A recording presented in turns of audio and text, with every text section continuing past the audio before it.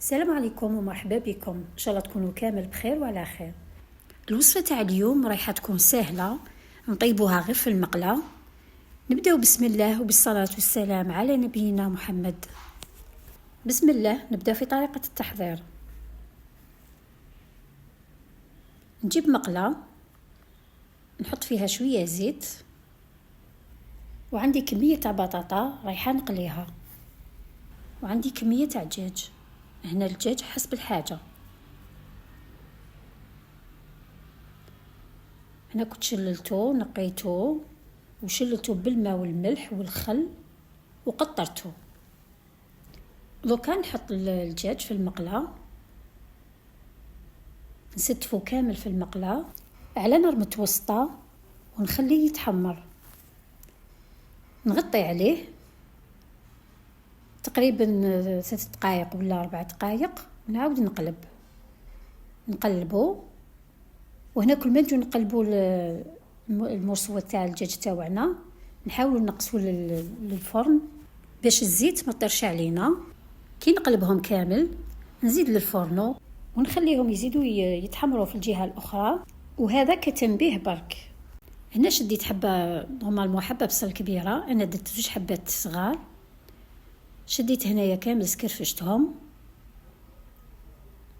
انا بسكرفج، وشديت سنينات تاع ثوم، تقريبا 3 سنات تاع ثوم، زدت سكرفشتهم معاهم بهذه الطريقه.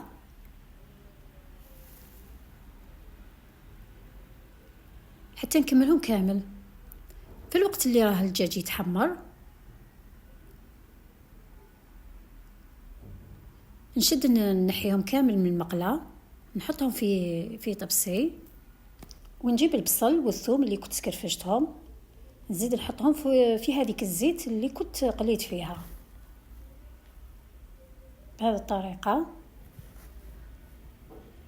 ونخليه يتقلى على نار قليله حتى نشوف هذاك البصل بدا يذوب. نزيد له الملح، شويه فلفل الكحل، وشويه زنجبيل ولا سكنجبير، هنا شويه كركم، ونقليهم على نار قليله. كي نشوف هذاك البصل كامل ذاب نزيد له شويه ماء، تقريبا كاس غير ربع تاع الماء. وهنا نحاولوا ما نكثروش الماء. من بعد نزيد فوقه هذاك الدجاج اللي كنت حمرته، نزيدو من الفوق ونخليه يطيب شويه بس ما تدخل فيه هذيك البنه. من بعد نطفي عليه، وهذه هي النتيجه تاعو. سقيت الماء قام لتحت ودرت البطاطا من الفوق، وحطيت المرسو تاع الدجاج في الوسط. اما التزيين فكان رشه خفيفه تاع المعدنوس. ان شاء الله تعجبكم الوصفه،